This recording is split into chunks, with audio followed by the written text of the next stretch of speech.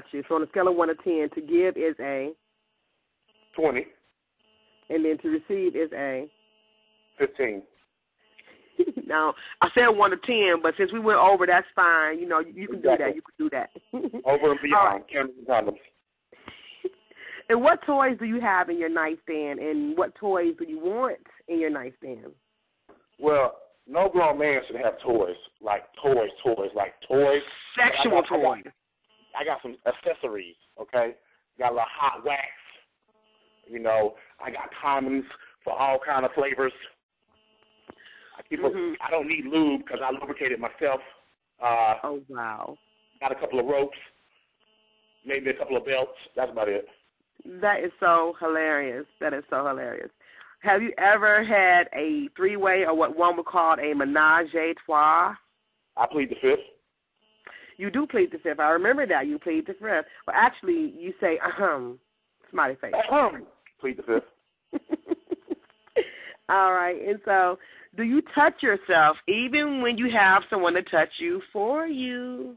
Absolutely. If you can't please yourself, who can? Absolutely. Ma'am, this is how I want you to touch it. Look, as I grab, you look. Take your hand. I'm going to walk you through. Yes. Well, exactly.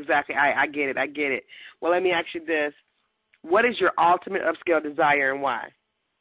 To find somebody to be in tune with for life. All right. Could you elaborate a little bit on that one? What does it mean to be in tune with somebody?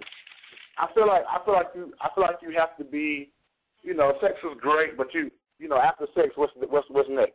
If you're not in tune with somebody, you know, mentally, physically, spiritually, then, you know, sex gets old no matter who it is. I can sit here and be like, oh, if I ever get Holly Day, I'm going to tap out. But, you know, Holly done had 4 husbands. So, wow. So, you know, there's something that's not in tune with her and, you know, a connection with somebody. You know, I don't care what you say. Whenever you have sex with somebody you really like, and after a month of having sex, what's after that? Should be relationship, I would say. Right. But if it's not, you know, you're not in tune, it's just, you know, then sex becomes a sport. Wow. And how important for you, well, I already know the answer to this question, but I'm going to ask you anyway. How important is foreplay? On the scale from 1 to 10, I would say 50.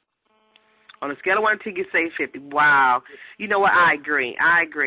You know, a lot of times right now we find that guys just want to, well, I won't just say guys, that some people just want to get right on in, but, you know, sometimes a little foreplay sets the tone, right? Yeah. And sometimes there ain't nothing wrong with going right on in, especially if the work break and you're in her office and she only got 20 minutes for lunch. Yeah, if you ain't got time for foreplay, go in.